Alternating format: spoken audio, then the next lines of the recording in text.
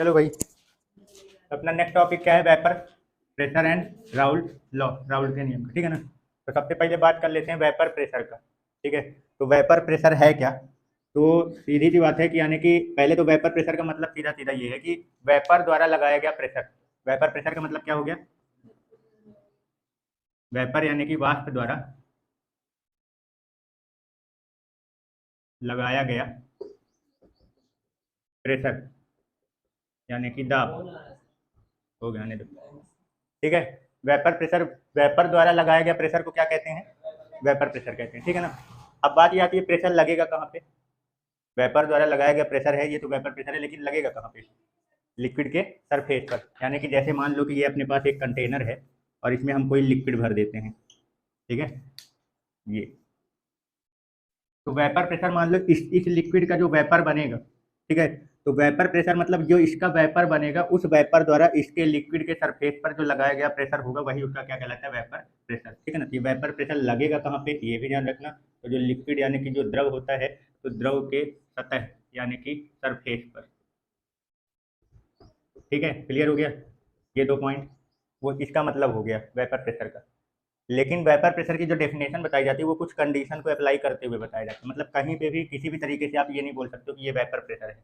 उसके लिए कुछ कंडीशन होता है, वो कंडीशन अप्लाई करते हुए इसमें वो डेफिनेशन बनाई जाती है। ठीक है ना।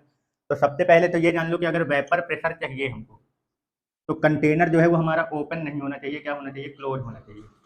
क्योंकि अगर प्रेशर चाहिए तो एक जगह पे वेपर को रुकना भी होगा, तभी तो वो प्रेशर लगा पाएगा। अगर ये कंटेनर खुला रहेगा तो मान लो तुम इसको अगर गर्म करते हो, तो इसके पार्टिकल जो है वो अगर बाहर निकल जाएंगे, तो वो तो यहाँ पे रुकेंगे ही नहीं, क्योंकि कंटेनर खुला है, बाहर निकल जाएंगे। तो वो इस लिक्विड के सरफेस पर प्रेशर फिर लगेगा ही नहीं। तो उसके लिए हमें क्या करना होता है कि इस कंटेनर को क्या कर दो आप? बंद कर दो। ठीक है ना, यानी क्लोज कर दो। तो इससे होगा क्या? अगर कंटेनर को अपन क्या कर देते हैं? क्लोज कर देते हैं, तो इससे क्या होगा? ये जो वेपर, जो आप जब गर्म करोगे लिक्विड को, तो इस लिक्विड के पार्टिकल जो हैं वो इस सरफेस को छोड़ के कहाँ जाएंगे? ये इस जगह पे क्या होने लगेंगे? आने लगेंगे। धीरे धीरे यहाँ पे क्या हो जाएगा? वेपर के पार्टिकल जो है वो क्या होने लगेंगे? इकट्ठा होने लगेंगे यहाँ। फिर ये जो इकट्ठा हो रहा है, ये क्या करेगा? यही अब ये यहाँ पे बंद है, अब इसको बाहर जाने के लिए जगह तो है नहीं। तो ये यहीं पे हर जगह क्या होगा? टकराएगा, क्योंकि पार्टिकल, गैस के पार्टिकल एक जगह पे तो रहते हैं नहीं, वो क्या होते हैं? इधर उधर घूमते रहते हैं। तो वो जहाँ जहाँ सरफेस उनको मिलेगा, वो हर जगह क्या होंगे? टक्कर मारेंगे। तो हमें वेपर प्रेशर चाहिए, तो इस वेपर के पार्टिकल द्वारा, वाष्प के जो कण हैं उनके द्वारा, ये जो लिक्विड आपको दिख रहा है, इसके सरफेस पर जो टक्कर लगेगी और उसके कारण जो प्रेशर आएगा, वो क्या कहलाएगा? इसका वेपर प्रेशर। इतना कंफर्म है? ठीक है ना। तो पहला कंडीशन क्लियर हो गया कि ये कंटेनर क्यों अपने को बंद करके रखना है, ताकि अपने पास यहाँ पे वेपर क्या हो सके? इकट्ठा हो सके, और उसका प्रेशर जो है वो लिक्विड के सरफेस पर लग सके। क्लियर हो गया? ठीक है ना। तो अब इसका एक कंडीशन और है। पहला तो ये क्लियर हो गया कि कंटेनर जो है वो क्या होना चाहिए? बंद रहना चाहिए। ठीक है, क्लियर। अब दूसरा ये है, देखो, अब जैसे मान लो कि मैं इसको गर्म कर रहा हूँ, तो शुरू में ये जो वेपर बन रहे हैं, तो जितनी टाइम वेपर बनना चालू हो जाते हैं, प्रेशर उतने समय से ही लगना चालू हो जाता है। क्योंकि ऊपर आप बंद करके रखे हो, उसको बाहर निकलने के लिए जगह तो मिलेगी नहीं, तो वो इसी इतनी जगह पे इधर उधर घूम के टक्कर मारता रहेगा हर जगह। तो इधर टकराना वो चालू हो जाएगा। मतलब शुरू में ही जैसे ही गर्म करना चालू करोगे, जैसे ही ये वेपराइजेशन यानी वाष्पीकरण की प्रक्रिया चालू होगी, तो वहीं से इस पे प्रेशर भी लगना चालू हो जाएगा। तो क्या मैं अभी शुरू में इसको वेपर प्रेशर बोल सकता हूँ? नहीं बोल सकते। क्यों? क्योंकि जैसे जैसे आप टेम्परेचर क्या कर रहे हो? बढ़ा रहे हो, तो वेपराइजेशन भी क्या हो रहा है? बढ़ रहा है। तो शुरू में धीरे धीरे जो वेपराइजेशन बढ़ रहा है, तो यहाँ पार्टिकल की संख्या क्या हो रही है? ज़्यादा। तो प्रेशर भी क्या होगा? ज़्यादा, यानी बढ़ता जाएगा। इतना क्लियर है? लेकिन प्रेशर अब यहाँ क्या हो रहा है? बढ़ता जा रहा है। तो जब तक कोई चीज़ एक फिक्स वैल्यू नहीं हो जाती, तब तक उसका डेफिनेशन नहीं दिया जाता है। क्या बोला मैंने? जब तक कोई चीज़ फिक्स वैल्यू में नहीं आती, उसका डेफिनेशन नहीं बनाया जाता। अगर कोई चीज़ वेरिएबल यानी कोई चीज़ अगर लगातार बदल रही है, तो उसका आप डेफिनेशन नहीं बना सकते। पहले तो वो अपने किसी एक प्रॉपर्टी पर क्या हो सके? रुक जाए। कोई एक प्रॉपर्टी, वो पर्टिकुलर प्रॉपर्टी कंटिन्यू अपना शो करे, तब आप उसका डेफिनेशन बना सकते हो। अगर उसकी प्रॉपर्टी क्या हो रही है? लगातार मान लो चेंज हो रही है, तो वहाँ पे आप उसका डेफिनेशन नहीं बता सकते। तो डेफिनेशन अगर हमें किसी का बनाना है या बताना है, तो पहले वो प्रॉपर्टी क्या हो जानी चाहिए? फिक्स होनी चाहिए, कांस्टेंट होनी चाहिए। ठीक है। तो यहाँ पे ये बोला जाता है कि जैसे मान लो मैंने इसको टेम्परेचर दिया, तो ये जैसे अपन टेम्परेचर दिए, तो ये वेपराइज होना चालू हो गया। तो अब ये बताओ कि ये जो वेपर ऊपर जा रहे हैं, तो क्या ये हमेशा वेपराइज ही होता रहेगा? वापस लिक्विड में भी कन्वर्ट होगा। ये जो लिक्विड से गैस में जा रहा है, तो जब इधर एक गैस इकट्ठा होते जा रहे हैं जो, तब ये हमेशा गैस में इकट्ठा नहीं होता रहेगा। आपने कंटेनर यहाँ पे क्या कर दिया, बंद कर दिया, अब इसको बाहर जाने के लिए जगह नहीं है। तो पता है ना कि लिक्विड और गैस में क्या डिफरेंस होता है, गैस के पार्टिकल दूर दूर होते हैं, लिक्विड के पार्टिकल पास पास होते हैं।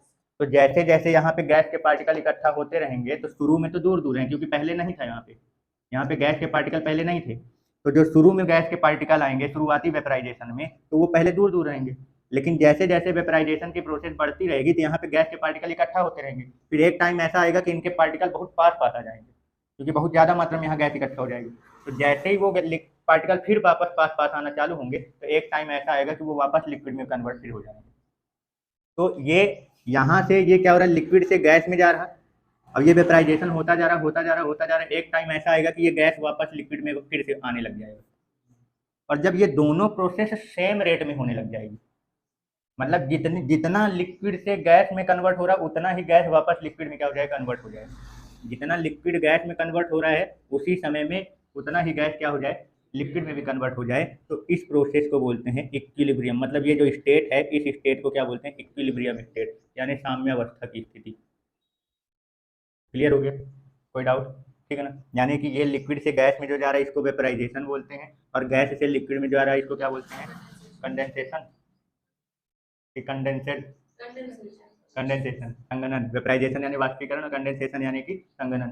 तो ये दोनों प्रोसेस जब सेम रेट से चलने लगे, शुरू में तो कंडेंसेशन नहीं हो रहा था, शुरू में केवल क्या हो रहा था, वेपराइजेशन हो रहा था, लिक्विड से गैस में कन्वर्ट हो रहा था। फिर जब इधर गैस की मात्रा क्या होने लग गई, जब बढ़ने लग गई, तो एक टाइम ऐसा आएगा कि कंडेंसेशन चालू हो जाएगा, लेकिन अभी बराबर नहीं हुआ है, वो शुरुआत हुआ है। फिर इधर गैस इकट्ठा होता रहेगा, धीरे धीरे कंडेंसेशन चालू हुआ, फिर एक टाइम ऐसा आएगा कि दोनों बराबर रेट में पकड़ लेंगे। मतलब जितना मात्रा में लिक्विड से गैस बन रहा है उतनी मात्रा में गैस से लिक्विड बन जाएगी। तो जब ये प्रोसेस चालू हो जाएगा, यानी दोनों सेम रेट से जब प्रक्रियाएं हो जाएंगी, तो उस स्टेट को बोलते हैं इक्विलिब्रियम। अब ये बताओ इस स्टेट में इसका प्रेशर कांस्टेंट हो जाएगा कि नहीं हो जाएगा। शुरू में गैस की मात्रा बढ़ रही थी धीरे धीरे, तो गैस की मात्रा जब बढ़ेगी तो लिक्विड के सरफेस पर गैस द्वारा लगाया गया प्रेशर भी क्या होगा, बढ़ेगा। फिर कंडेंसेशन चालू हुआ, तो कंडेंसेशन जब चालू होगा तो गैस की मात्रा घटने लगेगी। जब कंडेंसेशन चालू होगा तो यहाँ से गैस क्या हो रहे हैं, वापस लिक्विड में जा रहे हैं, तो वो घटने लगेगा, तो प्रेशर क्या होगा, कम होगा। फिर ये प्रोसेस प्रक्रिया लगातार क्या हो रही, चल रही है। तो जहाँ ये क्या हो जाएगा, एक टाइम ऐसा आएगा कि दोनों ये क्या कर लेंगे, जब अपने प्रोसेस को बैलेंस कर लेंगे, मतलब जितनी मात्रा में लिक्विड गैस में कन्वर्ट हो रही है उतनी मात्रा में गैस लिक्विड में कन्वर्ट हो रही है, तो यहाँ पे गैस का अमाउंट फिक्स ना हो गया। गैस की मात्रा अब नहीं चेंज हो रही ना। मान लो जैसे यहाँ 10 ग्राम इकट्ठा हुआ, तो मान लो इधर से 5 ग्राम गया, पहले 10 ग्राम पे मान लो 10 ग्राम यहाँ पे गैस हो गई, ठीक है ना। अब अगले सेकंड में यहाँ से 5 ग्राम क्या हुआ, लिक्विड से गैस बना, उसी सेकंड में 5 ग्राम गैस वापस कहाँ चला गया। तो यहाँ पे गैस की मात्रा भी कितनी है, 10 ही ना है, फिक्स ना है। तो यहाँ गैस का अमाउंट क्या हो गया, फिक्स। तो जब गैस का अमाउंट फिक्स हो गया तो लिक्विड के सरफेस पर लगाया गया प्रेशर भी क्या हो जाएगा, फिक्स, कांस्टेंट हो गया। अब डेफिनेशन बना सकते हो तुम वेपर प्रेशर का, क्योंकि यहाँ पे प्रॉपर्टी उसकी क्या हो चुकी है, रुक चुकी है, फिक्स हो चुकी है। तो इसलिए वेपर प्रेशर का जो डेफिनेशन बताया जाता है वो क्या बोला जाता है कि इक्विलिब्रियम स्टेट में, इस स्टेट में, इक्विलिब्रियम स्टेट में वेपर के द्वारा लिक्विड के सरफेस पर लगाया गया जो प्रेशर होता है वो उस लिक्विड का क्या कहलाता है, वेपर प्रेशर। समझ गए। साम्यावस्था की स्थिति में गैस द्वारा द्रव की सतह पर लगाए गए दाब को क्या बोलते हैं, वाष्प दाब। तो क्लियर हो गया, कोई कंफ्यूजन? ठीक है, चलो निपटाओ। चलो, तो वेपर प्रेशर किसको कहते हैं, ये तो क्लियर हो गया, वाष्प दाब, ठीक है ना। स्टेट कैसा रहना चाहिए, इक्विलिब्रियम। तो इक्विलिब्रियम यानी साम्यावस्था की स्थिति पे द्रव द्वारा, मतलब गैस द्वारा लगाया गया, या वेपर बोलना, वेपर द्वारा लिक्विड के सरफेस पर लगाया गया जो प्रेशर होता है वही क्या कहलाता है, उसका वेपर प्रेशर कहलाता है, ठीक है ना। चलो, अच्छा वेपर प्रेशर को, अभी वेपर की बात नहीं कर रहा हूँ, अब वेपर प्रेशर की बात कर रहा हूँ। अभी इसके पहले जो आप टॉपिक पढ़े थे, जो पिछला लेक्चर कंप्लीट हुआ था, उसमें हम लोगों ने वेपराइजेशन को प्रभावित करने वाले कारक पढ़े थे, उसको अफेक्ट करने वाले फैक्टर आप पढ़े। अब मैं पूछ रहा हूँ वेपर प्रेशर को प्रभावित करने वाले कारक बताओ कि कौन कौन से ऐसे फैक्टर हैं जिससे वेपर प्रेशर में कुछ भी इफेक्ट पड़ेगा, और कैसा इफेक्ट पड़ेगा ये बताने। मान लो इसके अंदर कोई लिक्विड भरा हुआ है, ठीक है ना, अब ये इसके पार्टिकल हैं लेकिन अभी लिक्विड फॉर्म में है। चलो, तो मान लो अगर अपन इसको क्या करते हैं, गर्म करते हैं, टेम्परेचर की बात करता हूँ पहले, ठीक है ना। तो टेम्परेचर पे वेपर प्रेशर का क्या प्रभाव पड़ेगा, या टेम्परेचर का वेपर प्रेशर पर, तापमान का वेपर प्रेशर पर क्या प्रभाव पड़ेगा। टेम्परेचर बढ़ेगा, नहीं ये टेम्परेचर बढ़ेगा तो प्रेशर भी बढ़ेगा। क्यों, टेम्परेचर बढ़ रहा है तो वेपर प्रेशर भी बढ़ेगा। क्यों बढ़ेगा, ऊपर जाने लगेगा। हाँ, फिर और कोई? जा सही रहे हो पर थोड़ा सा लास्ट वाला रिजल्ट नहीं बता पा रहे हो। और कोई?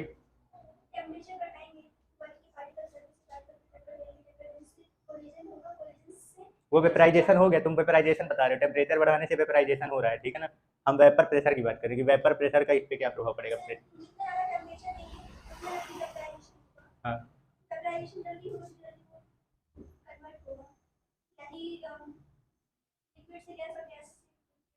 हाँ ठीक है, तो प्रेशर पे क्या प्रभाव पड़ेगा मैं ये पूछ रहा हूँ, वो तो प्रोसेस बता रहे हो।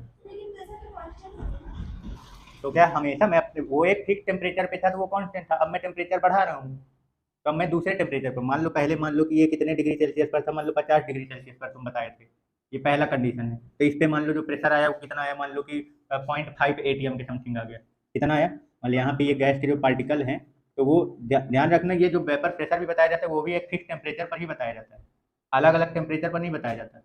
एक कोई स्टेट आपको उसका फिक्स करना पड़ेगा। तो तुम टेम्परेचर बढ़ा तो रहे हो शुरू में, लेकिन जब तक आपका इक्विलिब्रियम स्टेट नहीं आ जाता तब तक बढ़ा सकते, जैसे इक्विलिब्रियम स्टेट मिल गया तो वहाँ रोक दो, उस स्टेट में वो जो है क्या बनेगा, तो हर टेम्परेचर पर अपना एक इक्विलिब्रियम स्टेट मिल जाता है। बस ये है कि आपको कम टेम्परेचर में थोड़ा ज़्यादा टाइम में इक्विलिब्रियम मिलेगा और ज़्यादा टेम्परेचर में इक्विलिब्रियम स्टेट जल्दी मिल जाएगा।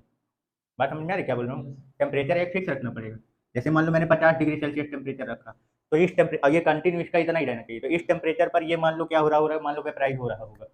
अब वो वेपराइज होते होते होते होते यहाँ पे इकट्ठा हो रहा है, फिर कुछ समय बाद वो वापस कंडेंसन भी हो जाएगा, उसी टेम्परेचर पे बात कर रहा हूँ, टेम्परेचर नहीं ना घटा रहा हूँ ना बढ़ा रहा हूँ, 50 डिग्री फिक्स है। तो उसी टेम्परेचर पर ये कंटिन्यू क्या हो रहा है, वेपराइजेशन हो रहा है। अब वो जो वेपराइज हो रहा है तो इधर इकट्ठा होते जा रहे हैं गैस, फिर एक टाइम आएगा कि कंडेंसेशन यानी संघनन भी चालू हो जाएगा, गैस से वापस लिक्विड में जाने लगेगी।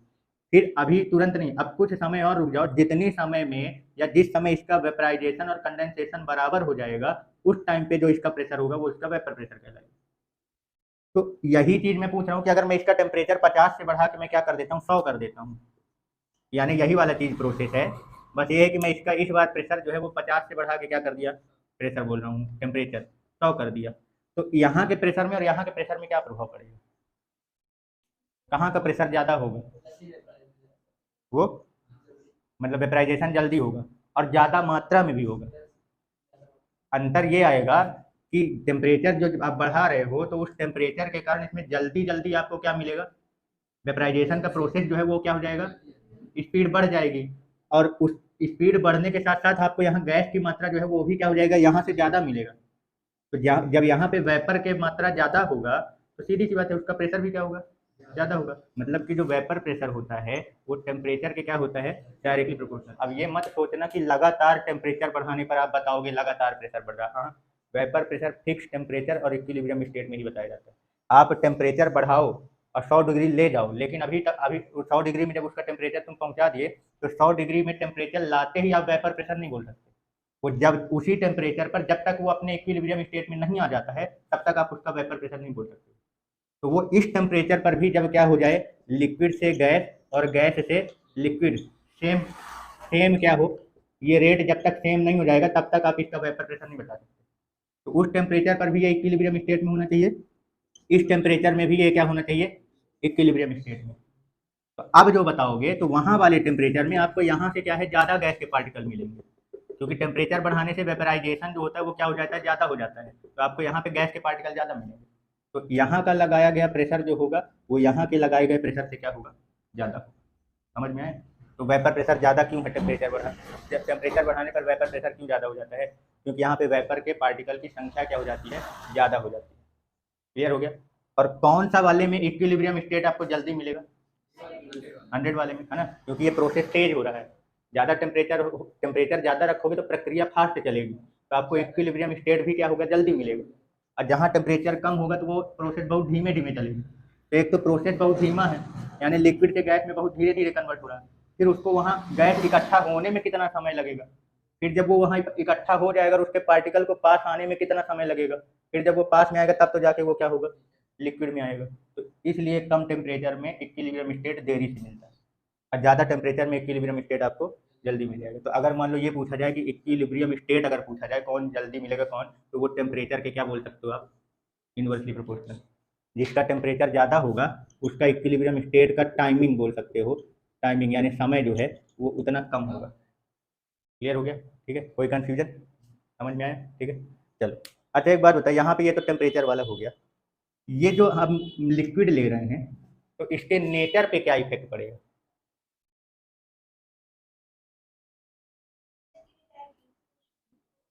ने इंटरेक्शन फोर्स, तो उससे कैसा होगा, डायरेक्टली या इनवर्सली?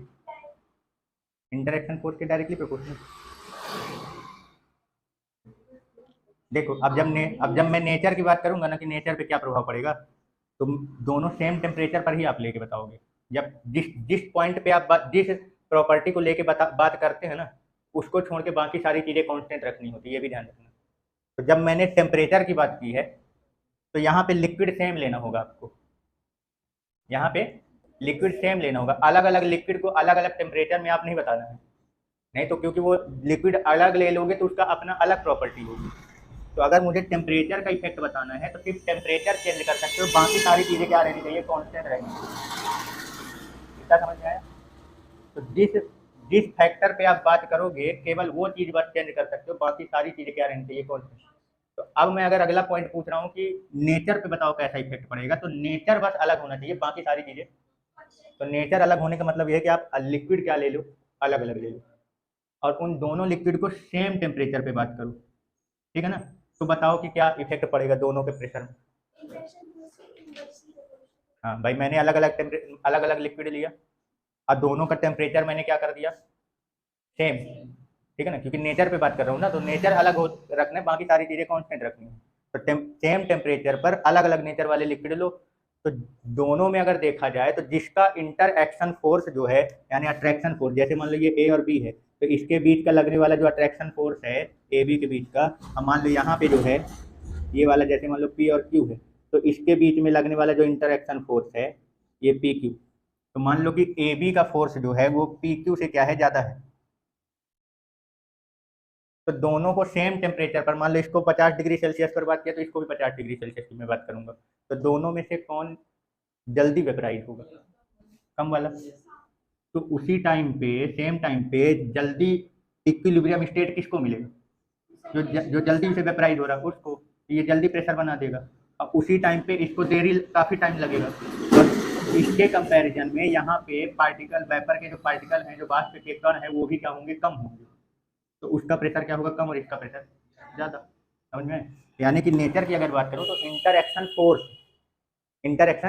फोर्स जिसका क्या होगा, कम होगा, उसका वेपर प्रेशर क्या होगा, ज़्यादा होगा। यानी कि अपन क्या बोल सकते हैं, वेपर प्रेशर को इंटरएक्शन फोर्स की अगर बात करूं तो इसके क्या होगा, ये इनवर्सली प्रोपोर्शनल होगा, अंतर आणविक बल के इनवर्सली प्रोपोर्शनल। अंतर आणविक बल जितना ज़्यादा होगा, वेपर प्रेशर उतना कम बनेगा। तो कारण समझ में आया कि क्यों, ठीक है ना? अगर मान लो इन दोनों में से एक पार्टिकल ऐसा है जिसका इंटरएक्शन फोर्स बहुत ज़्यादा है, मतलब वो वेपराइज ही नहीं हो पा रहा उस टेम्परेचर पर, जिस टेम्परेचर पर हम बात करें उस टेम्परेचर पर वो वेपराइज ही नहीं हो पा रहा, तो ऐसे लिक्विड या मैटर, मतलब ऐसे पदार्थ जो वेपराइज नहीं हो पाते हैं, उनको क्या बोला जाता है, नॉन वोलेटाइल। क्या बोला जाता है, नॉन वोलेटाइल मैटर, ठीक है ना, अवाष्पशील पदार्थ। और जो वेपराइज हो जाते हैं उनको क्या बोला जाता है, वोलेटाइल। क्या बोलते हैं, वोलेटाइल, यानी वाष्पशील पदार्थ। तो वेपर प्रेशर के लिए एक ही कंडीशन ये भी होता है कि हमको जो लिक्विड लेना है, नेचर पर डिपेंड करता है ना, तो लिक्विड कौन सा लोगे ताकि वेपर प्रेशर मिले, वोलेटाइल वाला। यानी कि हमारा जो लिक्विड है वो कैसा होना चाहिए, वोलेटाइल होना चाहिए। ये नहीं कि आप नॉन वोलेटाइल लिक्विड ले लो और ढूंढो उसका प्रेशर काहे नहीं बन रहा है, ठीक है, समझ गए? तो कैसा होना चाहिए, लिक्विड हमारा क्या होना चाहिए, वाष्पशील होना चाहिए। क्लियर हो गया, कोई दिक्कत? ठीक है, चलो अगला पॉइंट क्या है इसका, ये जो आप कंटेनर ऊपर लगा रखे हो ना, ये अब मैं कंटेनर जो है वो बड़े साइज का ले रहा हूँ, इसमें लिक्विड उतना ही है।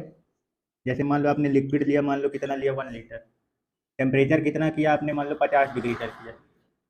अब जो दूसरा कंटेनर मैं बना रहा हूँ, इसमें ये कंटेनर जो है, इस ये कंटेनर का उतना ही है, सेम साइज है, और इसमें जो लिक्विड भरा हुआ है वो भी उतना ही है, इसमें भी लिक्विड 1 लीटर का ही है, और टेम्परेचर भी कितना है, मैंने 50 डिग्री। मैंने क्या बोला, जिस फैक्टर पर बात होती है केवल वो चेंज हो सकता है, बाकी सारे फैक्टर कॉन्स्टेंट रखने होंगे। तो अब मैं जो फैक्टर की बात कर रहा हूँ वो बात कर रहा हूँ एरिया की। अब कौन से एरिया का, कौन सा स्पेस का, ये ऊपर वाली गैसिंग की। तो ये जो कंटेनर लग रहा है, तो पहले जैसे मान लो अपना जो बर्तन है, तो छोटा वाला जो जिसमें दूध पकाते हो, गंजा है ना, तो उसमें मान लो पहले प्लेट रख दो, एक कंडीशन वो बना दिया। अब दूसरा मैं क्या करूँ, उसके ऊपर वो वाला जो रोटी रखने वाला जो कटोरी नहीं होता, उसको ऐसे ले जाके उल्टा के रख दो, तो वो स्पेस बढ़ गया कि नहीं बढ़ गया? प्लेट रखे तो वो उतना स्पेस है जितना गंजे में दूध और प्लेट के बीच में गैपिंग है। अब जो कटोरा टाइप का जो बर्तन होता है उसको ऐसे पलटा के रखो, तो वो स्पेस बढ़ गया कि नहीं बढ़ गया ऊपर तक? तो दोनों में क्या फर्क पड़ेगा, ये क्वेश्चन है मेरा, कि दोनों के वेपर प्रेशर में क्या प्रभाव पड़ेगा। मतलब कि ये वाला, जैसे ये वाला कंटेनर जो है, ये वाला छोटा कंटेनर है, इसका मान लो इतने में ही है ये, और ये वाला जो है इसका साइड में क्या कर दिया, बढ़ा दिया ये। अब क्या प्रभाव पड़ेगा दोनों के वेपर प्रेशर में, सोचो। मैं टाइम की बात पूछ ही नहीं रहा हूँ, मैं सिर्फ ये पूछ रहा हूँ कि दोनों के वेपर प्रेशर में क्या इफेक्ट, किसका वेपर प्रेशर ज़्यादा या कम होगा, मतलब किसका वाष्प दाब ज़्यादा या कम होगा, ये बताना। बड़े वाले का कारण भी बताना है, जो भी लॉजिक सोच रहे हो वो भी बताना है कि किस वजह से कम होगा। दोनों का बराबर, और कोई कम ज़्यादा, तुम क्या बोले, इसका ज़्यादा, क्यों इसका ज़्यादा होगा? इसका ज़्यादा, इसका कम, इसका कम क्यों होगा? वही तो पूछ रहा हूँ, क्यों? एरिया ज़्यादा हो गया, मतलब ऊपर का स्पेस ज़्यादा हो गया, तो उससे क्या प्रभाव पड़ेगा?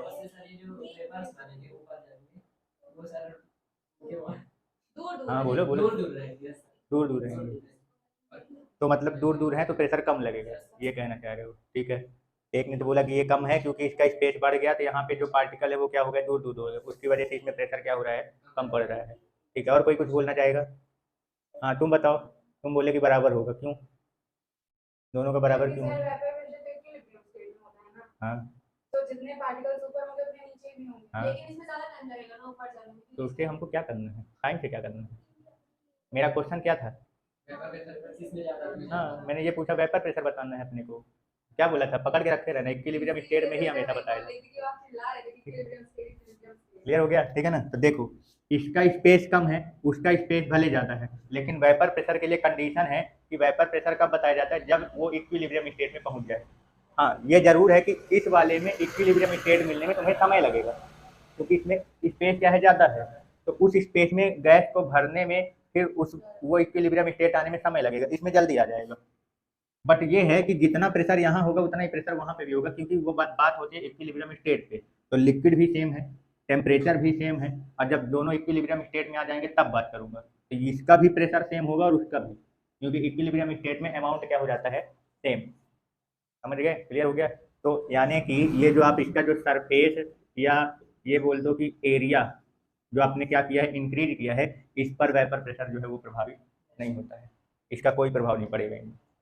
क्लियर हो गया, समझ में आ गया, ठीक है। तो इसका वेपर प्रेशर पर कोई इफेक्ट नहीं पड़ेगा। तो क्लियर हो गया कि क्यों नहीं पड़ेगा, क्योंकि बात कब होती है, इक्विलिब्रियम स्टेट में पहुंचने पर ही बात होती है, तो लिक्विड भी सेम है, टेम्परेचर भी सेम है। अब बात होगी इक्विलिब्रियम स्टेट में, तो जब ये इक्विलिब्रियम स्टेट में आ जाएगा तब इसका प्रेशर बताओगे, और जब वो अपने इक्विलिब्रियम स्टेट में आ जाएगा तब उसका बताओगे, तो दोनों सेम लिक्विड सेम टेम्परेचर, तो अमाउंट भी दोनों में क्या मिलेगा, आपको सेम ही मिलेगा गैस का, ठीक है ना, इक्विलिब्रियम स्टेट में। ये नहीं कि इक्विलिब्रियम के पहले की बात नहीं कर रहा हूँ, जब इक्विलिब्रियम स्टेट में पहुंच जाएगा, तो ये जब अपने इक्विलिब्रियम स्टेट में, तो यहाँ मान लो इसका गैस जो है वो कितना, मान लो मिला कि 5 ग्राम मिला, तो इसमें शुरू में गैस जो जाएंगे, तो पहले ज़्यादा दूर दूर होने के कारण वो जल्दी 5 ग्राम में यहाँ नहीं पहुँच पाएगा, मतलब उतना जल्दी प्रेशर नहीं बना पाएगा, इसको थोड़ा टाइम लगेगा, लेकिन आपको मिलेगा बाद में वो 5 ग्राम में। समझ गए, क्लियर हो गया, कोई डाउट? तो वो क्या हो जाता है, मतलब लिक्विड सेम और टेम्परेचर सेम है, तो इक्विलिब्रियम स्टेट में जब पहुंचेगा तब बताओगे, तो ये तुमको पहले मिल जाएगा और ये बाद में। तो ये पहले ही मान लो कि जैसे इसने प्रेशर बनाया कितना, मान लो 0.5 ATM का, तो ये तुमको पहले 0.5 ATM का प्रेशर बना के दे देगा, और वो जब बाद में 0.5 ATM का प्रेशर बना के देगा, और देगा उतना ही। अगला फैक्टर क्या बना रहे हैं, ऊपर वाला स्पेस पहले क्या किए थे अपन, कम और ज़्यादा किए थे, है ना, इसका कम रखे थे और दूसरे वाले का क्या किए थे, ज़्यादा।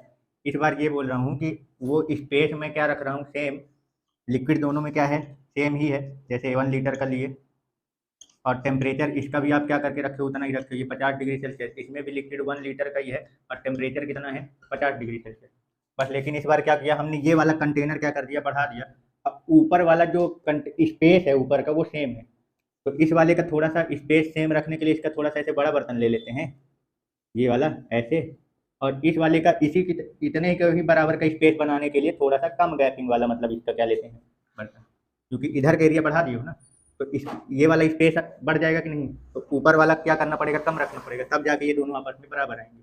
तो इस बार ये जो लिक्विड का सरफेस है वो क्या हो गया, थोड़ा सा ज़्यादा हो गया। तो अब इसके प्रेशर और इसके प्रेशर में क्या अंतर आएगा, तुम बताओ क्यों? मतलब दोनों का प्रेशर सेम रहेगा यहाँ पे भी, इसका कारण क्या है? हाँ।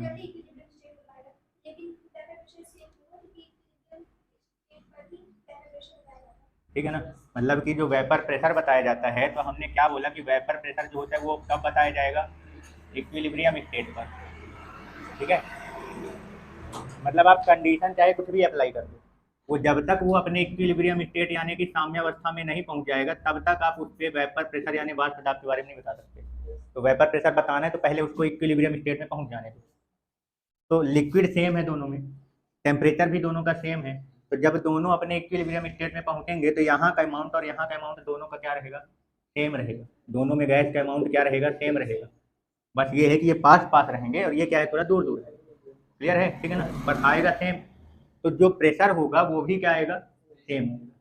बस ये है कि यहाँ पे इक्विलिब्रियम स्टेट में आने का जो टाइमिंग है वो दोनों का अलग अलग है। तो यहाँ पे मैंने लिक्विड सेम रखा है, लेकिन मैंने इस लिक्विड का सरफेस एरिया क्या कर दिया। तो जब सरफेस एरिया बढ़ जाता है तो ये बताओ, क्षेत्रफल जब बढ़ता है तो वेपराइजेशन जो होता है तो वो सरफेस के ही पार्टिकल ना पहले वेपराइज होते हैं, तो जिसका सरफेस ज़्यादा होगा उसके वेपराइज होने वाले पार्टिकल की संख्या भी क्या होगी, ज़्यादा। तो ये आपको जल्दी मिल जाएगा, यहाँ पे इक्विलिब्रियम स्टेट जल्दी मिलेगा क्योंकि यहाँ का वेपराइजेशन जो है वो फास्ट है, और इसका सरफेस एरिया कम है, तो इसके वेपराइजेशन में यहाँ के जो पार्टिकल हैं वो आपको इसके कंपेरिजन में यहाँ कम मिलेंगे। तो जितने समय में इसके पार्टिकल जाएंगे उतने समय में इसके कम पार्टिकल आपको मिलेंगे और इसके ज़्यादा। तो ये वाला इक्विलिब्रियम स्टेट आपको जल्दी मिल जाएगा और ये वाला इक्विलिब्रियम स्टेट आपको थोड़ा देरी से मिलेगा। पर जैसे ही दोनों अपने इक्विलिब्रियम स्टेट में आ जाएंगे तो प्रेशर दोनों का क्या हो जाएगा, सेम। ठीक है, तो चाहे आप ऊपर का स्पेस बढ़ा दो या नीचे का एरिया बढ़ा दो, दोनों में ही आपका जो प्रेशर आएगा वो क्या रहेगा, सेम। तो ये मान लो ए है और ये बी है, तो ए का वेपर प्रेशर और बी का वेपर प्रेशर जो है वो क्या रहेगा, सेम रहेगा। कारण समझ में आ गया ना? ठीक है, कोई दिक्कत? ठीक, तो वेपर का प्रेशर क्लियर हो गया ना, ठीक है ना। तो हेनरी वाला तो पहले क्लियर कर चुके हो, हेनरी का नियम पढ़ चुके थे ना। तो हेनरी ने भी क्या किया था, प्रेशर के बारे में ही बताया था कि जो हेनरी ने बोला कि गैस का जो अमाउंट है, कहाँ का, लिक्विड में जो डिजॉल्व होता है, गैस का अमाउंट, गैस की मात्रा लिक्विड में यानी कि द्रव में जो डिजॉल्व है वो किस पर डिपेंड करती है, किस पर डिपेंड करती है, पार्टियल प्रेशर पर, है ना, गैस के द्वारा लगाए गए दाब पर। मतलब कि ये लिक्विड है और इसके ऊपर कोई गैस रख दे रहा हूँ ये, अब इस पे क्या करोगे, ये गैस इस लिक्विड में डिजॉल्व होगा तब जब इसके ऊपर का प्रेशर आप क्या करो, बढ़ाओ, तो ये गैस जो है वो इस यहाँ क्या होने लगेंगे, आना चालू हो जाएंगे ये धीरे धीरे। मतलब इस गैस की सॉल्युबिलिटी लिक्विड में क्या होगी, बढ़ने लगेगी। तो गैस में लिक्विड में डिजॉल्व गैस का अमाउंट, अमाउंट में हम लिख दे रहा हूँ, ठीक है ना, ये किसके डायरेक्टली प्रोपोर्शनल है, सरफेस पर लगाए गए पार्टिकल प्रेशर, गैस के द्वारा लगाए गए पार्टिकल प्रेशर। ठीक है, क्लियर। तो मेरा क्वेश्चन ये है कि ये जो हेनरी का जो हेनरी ने अपने नियम पे जो प्रेशर बताया था और जो यहाँ पे आप जो वेपर प्रेशर पढ़ रहे हो, इन दोनों में क्या डिफरेंस है? हेनरी के प्रेशर, हेनरी का प्रेशर नहीं है, उसके रूल का प्रेशर है। ठीक है, क्लियर। तो हेनरी के रूल का प्रेशर और वेपर प्रेशर में क्या डिफरेंस है, कौन बताएगा, बताओ। वेपर प्रेशर का पूरा टॉपिक पढ़ लिए, हेनरी का भी पढ़ चुके हो, तो दोनों के प्रेशर में क्या डिफरेंस है? आपने मतलब इक्विलिब्रियम स्टेट में ही होगा, मतलब में ही बताया जाता है ऐसा। हमसे अब ना पूछना कुछ भी, ठीक है ना, जो जितना नियम पढ़े वो पूरा कंप्लीट हो चुका है, अब उतने नियम पे बताओ कि क्या है, क्या डिफरेंस आ रहा है इसमें। हेनरी का वेपर, हेनरी हेनरी के प्रेशर में जो बात थी उसने क्या बताया था कि जो गैस है वो लिक्विड में उतनी ही, मतलब कितनी मात्रा में डिजॉल्व होगा वो किस पर डिपेंड करता है, उस गैस के द्वारा सरफेस पर लगाए गए पार्टिकल प्रेशर पर। और वेपर प्रेशर का भी पूरी कहानी समझ ली हो, तो हेनरी के प्रेशर और वेपर प्रेशर में क्या डिफरेंस है ये पूछा गया क्वेश्चन। तो बताओ कौन क्या बता रहा, बोलो क्या बोल रहे थे।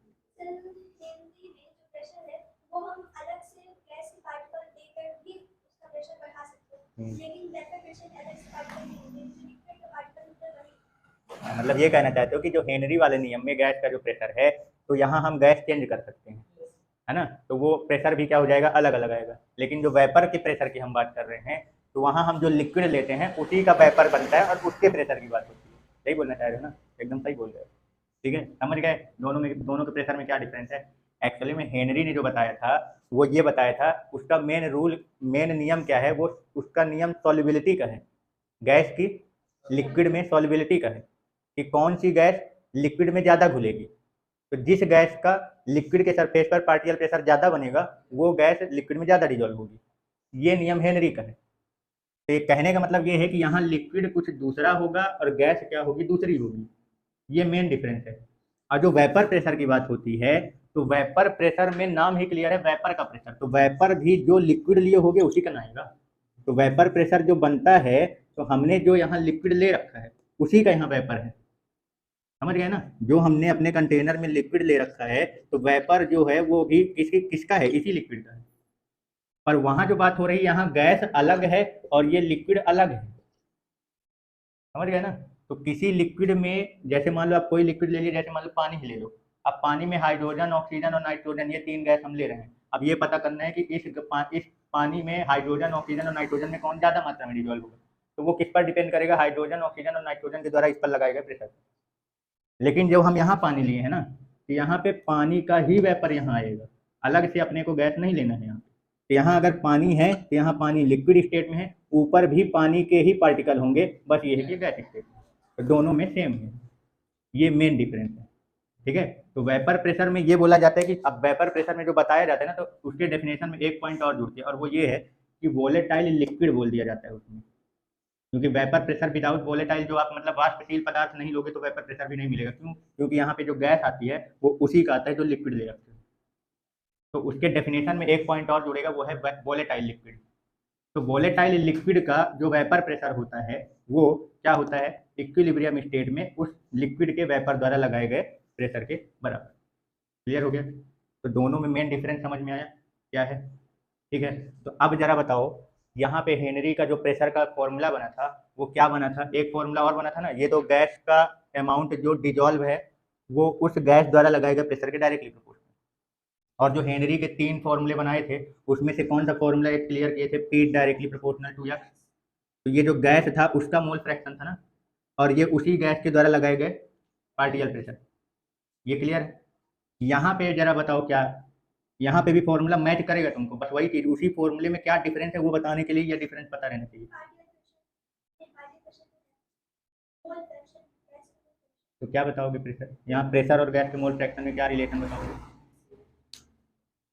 यहाँ पे भी यही रिलेशन बनेगा कि ये जो यहाँ जो वेपर प्रेशर बन रहा है ना, तो ये जो वेपर प्रेशर है, ये डायरेक्टली प्रोपोर्शनल होगा मोल फ्रैक्शन के। यहाँ मोल फ्रैक्शन जो होता है ना, अमाउंट को बताने का ये एक तरीका होता है, मोल में बताया जाता है, मोल फ्रैक्शन में भी बताया जाता है, मास में भी बताया जाता है। तो यहाँ जितनी भी चीज़ें चलेंगी वो सब मोल फ्रैक्शन में चलेंगी, मोल प्रभाग में चलेगा। ठीक है ना, क्लियर।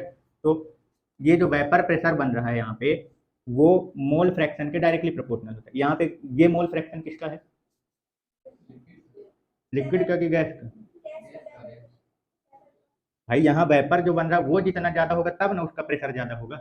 तो वेपर का प्रेशर वेपर के मोल फ्रैक्शन के डायरेक्टली प्रोपोर्शनल है। कुछ समझ में आया यहाँ के और उस वाले नियम में, इस वाले और इस वाले में क्या है अंतर, क्लियर हुआ। यहाँ पे पता है क्या बताया जा रहा है, यहाँ पे ये बताया जा रहा है कि लिक्विड में गैस जो डिजोल्व हो रही है, वो उसके ऊपर लगाए गए पार्टिकल प्रेशर के डायरेक्टली प्रोपोर्शनल हो रही है। ये लिक्विड में घुली हुई मात्रा है उसकी। ठीक है ना। और इस वाले फॉर्मूले में क्या बोला जा रहा, यहाँ जो वेपर इकट्ठा हो रहा है, उस वेपर के द्वारा लगाया गया प्रेशर इसी वेपर के मोल फ्रैक्शन के डायरेक्टली प्रोपोर्शनल। जितना ज्यादा यहाँ वेपर बनेगा उतना ज्यादा इसका प्रेशर बनेगा। इसकी ये सॉल्युबिलिटी का है, ये सॉल्युबिलिटी का नहीं है। यहाँ पे जो नियम है ये कौन काहे का है, ये सॉल्युबिलिटी बताई जा रही है यहाँ पे, ये यानी कि घुलनशीलता बताई जा रही है। कि यहाँ पे ये बोला जा रहा है कि जो गैस डिजोल्व होगी, तो यहाँ गैस का अमाउंट मोल फ्रैक्शन में लिया जाएगा।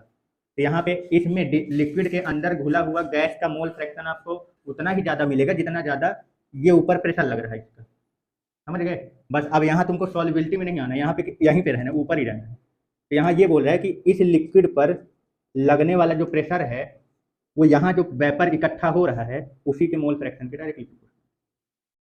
समझ गए? क्लियर हो गया? दोनों में अंतर क्लियर हुआ? यहाँ सॉलिबिलिटी में ना चले जाना, यहाँ ना बता देना कि ये घुली हुई गैस की मात्रा है, ठीक है ना? तो वेपर प्रेशर में और हेनरी के प्रेशर में दोनों में डिफरेंस है। यहाँ ठीक है, क्लियर हो गया ना कि दोनों में क्या अंतर है दोनों के प्रेशर में? यहाँ पे क्या बताया गया था कि ये जो मोल फ्रैक्शन लिखा है और ये जो मोल फ्रैक्शन है, इन दोनों में अंतर ध्यान रखना है। यहाँ वाला जो मोल फ्रैक्शन गैस का है और यहाँ वाला जो मोल फ्रैक्शन है वो क्या है? तो हेनरी के नियम में जो गैस का मोल फ्रैक्शन है वो लिक्विड के अंदर डिजॉल्व वाले की बात कर रहा है, और जो वेपर प्रेशर की बात कर रहे हैं, वेपर प्रेशर में जो ये मोल फ्रैक्शन वो वेपर का ही है, ऊपर है, वो डिजॉल्व नहीं है अंदर। क्लियर हो गया? ये मेन डिफरेंस।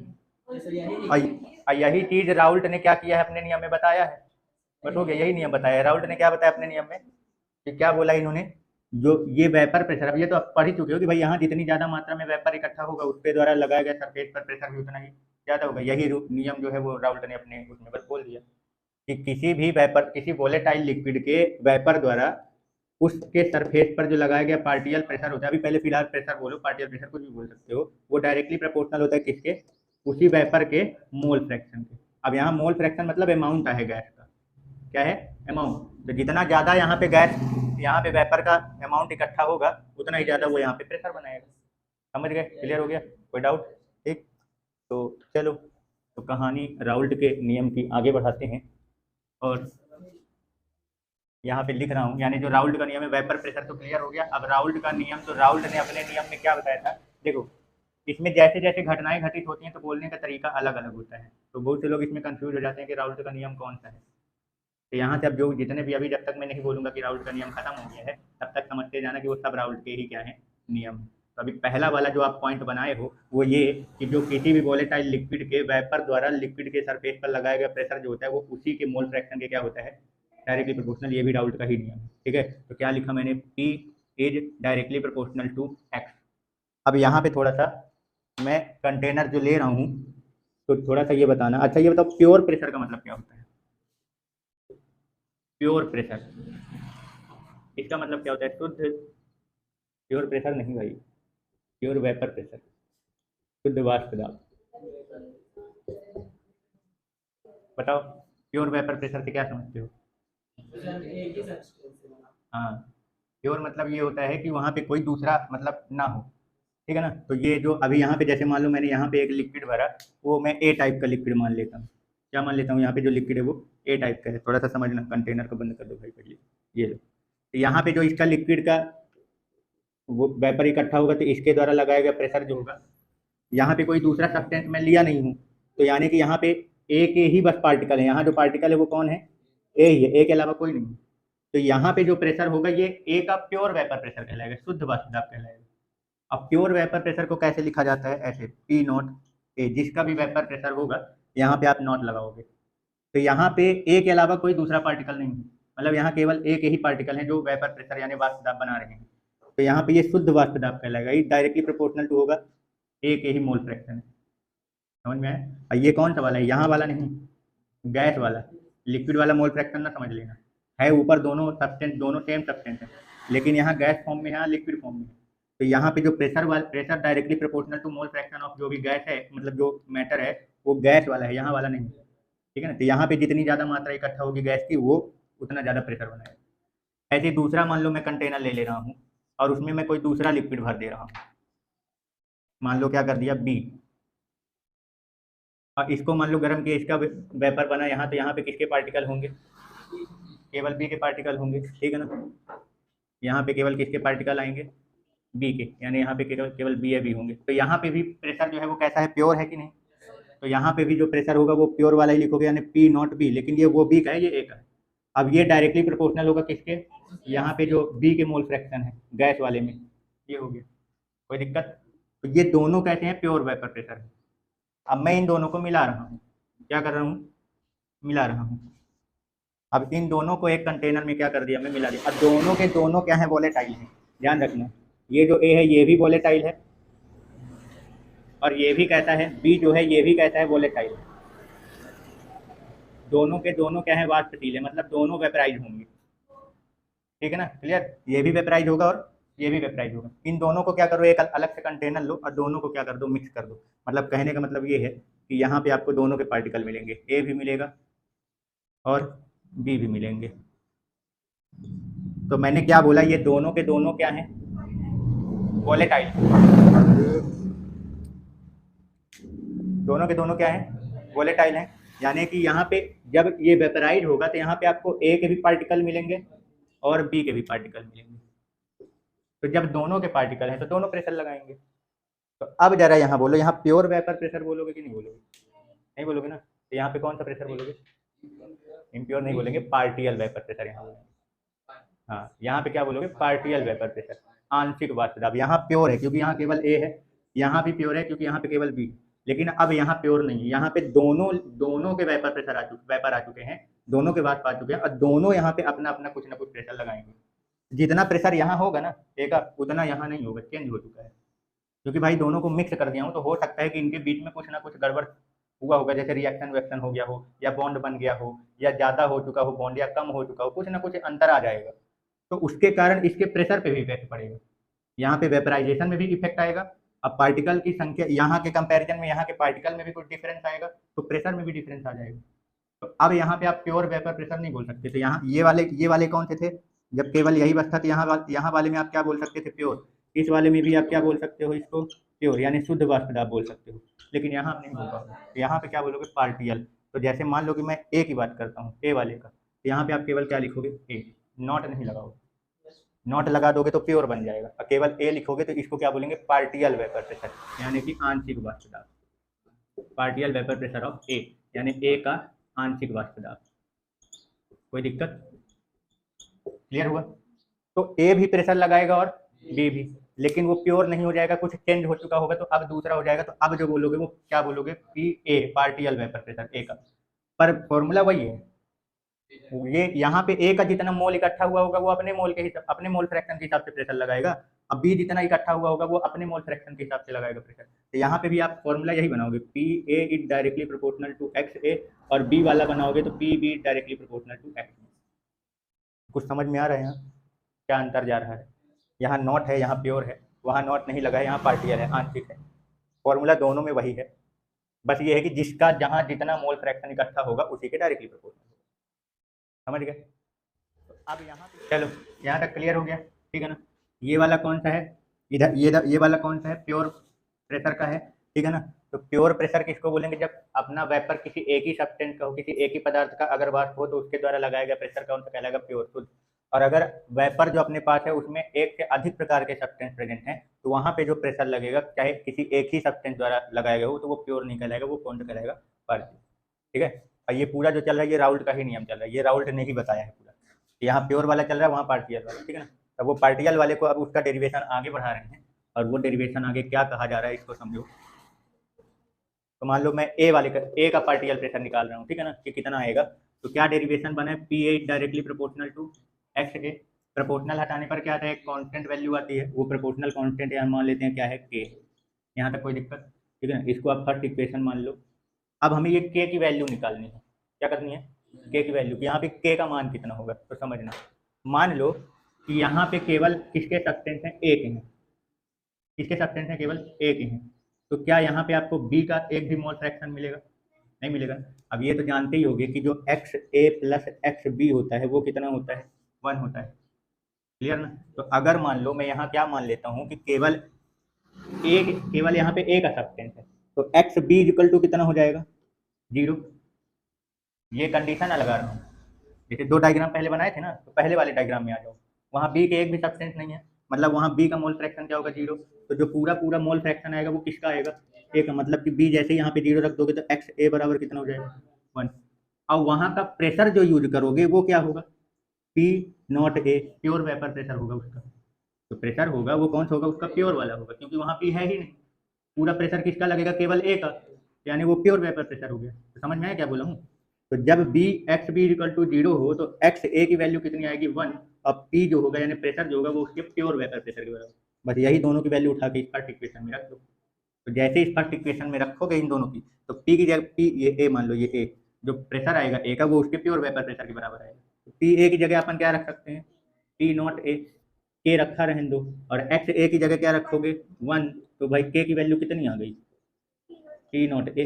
अब जब के का मान आ गया तो इसको वापस फर्स्ट इक्वेशन में ले जाके रख दो, तो अपना फॉर्मूला क्या बन जाएगा, पी ए इक्वल टू के की जगह p not A into x a. ये आ गया पार्टियल वेपर प्रेशर का फॉर्मूला पी ए, और ये फॉर्मूला दिमाग में बैठ भी जाना चाहिए, p a equal to P not A into x a.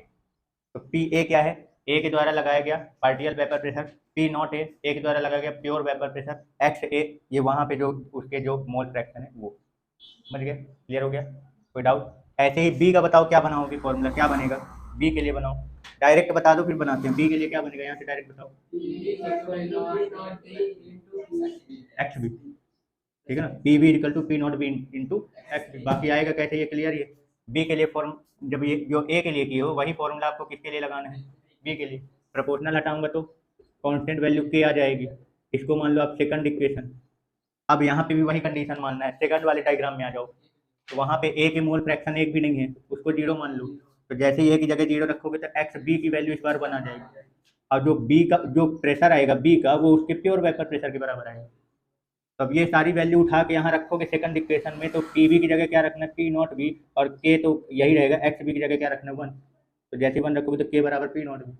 अब ये के उठा के वापस यहाँ पे रख दो, तो क्या फॉर्मूला बन जाएगा, P V equal to P not B into X B. समझ गए, क्लियर हो गया, कोई डाउट?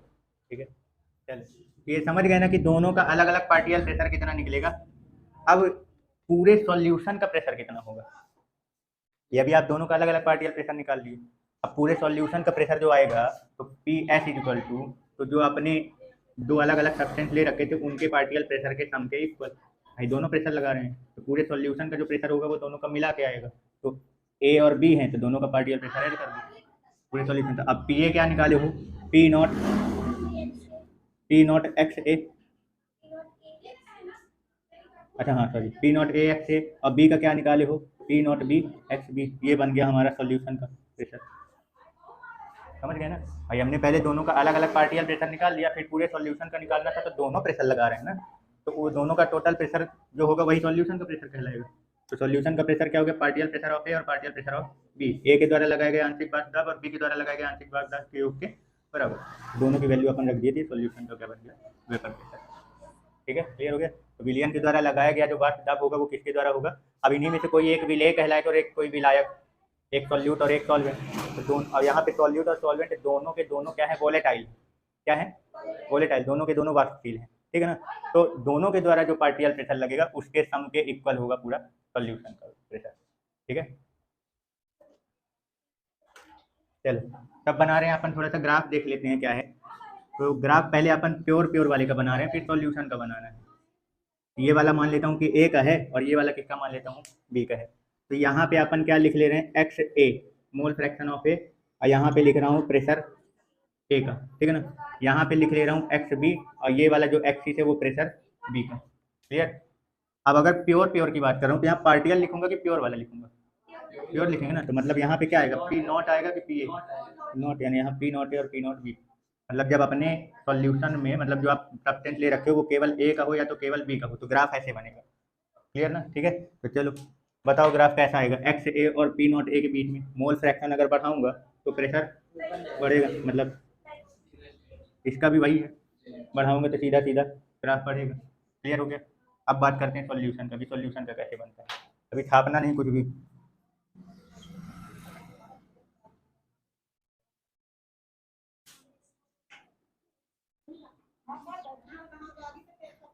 इसको मिटा देते हैं।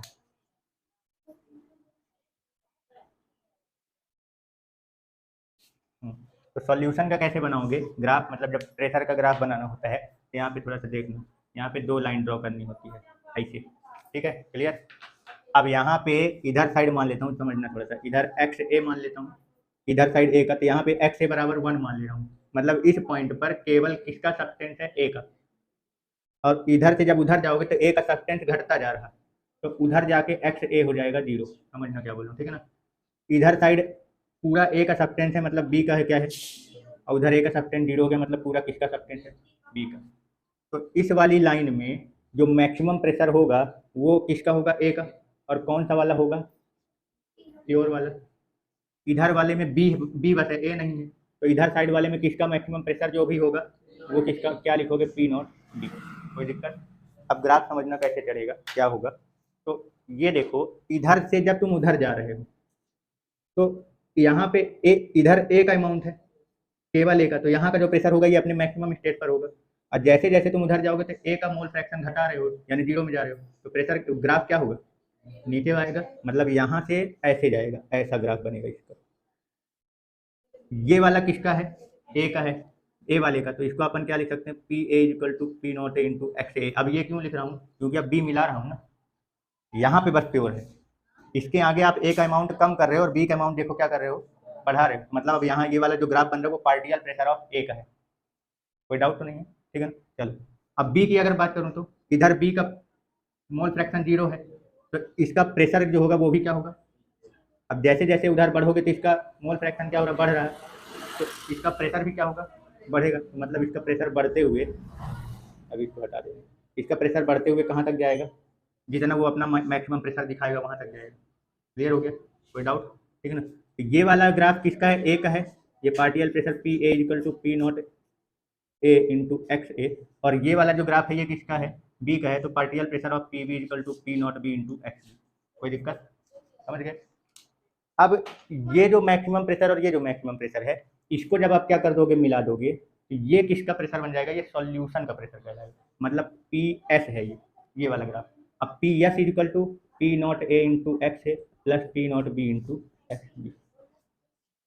समझ गए ग्राफ कैसे बनाना है, कोई डाउट तो नहीं है, ठीक है क्लियर। इधर केवल ए का है और उधर बी का है, इधर से उधर जाने पर ए का वैल्यू घट रहा है मोल फ्रैक्शन, तो इसका जहाँ पे केवल ए है मतलब वो उसका प्रेशर ज़्यादा रहेगा यहाँ पे, और जब उसका मोल फ्रैक्शन घटेगा तो उसका प्रेशर डाउन होगा, तो इसमें मैक्सिमम से लो जाना।